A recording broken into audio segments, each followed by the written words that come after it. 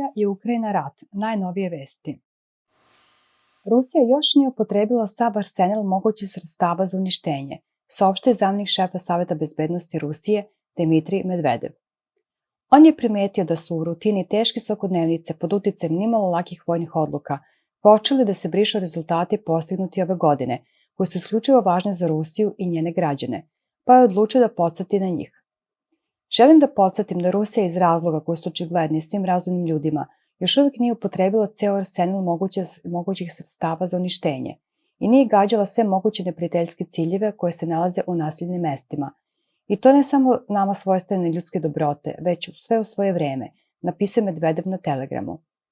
Dodao je da Rusija tokom borbi pokušava maksimalno da sačuva živote svojih vojnika i civila, dok protivnik ne mare za živote svog ljudstva i u tome se ogleda velika moralna razlika između dve strane.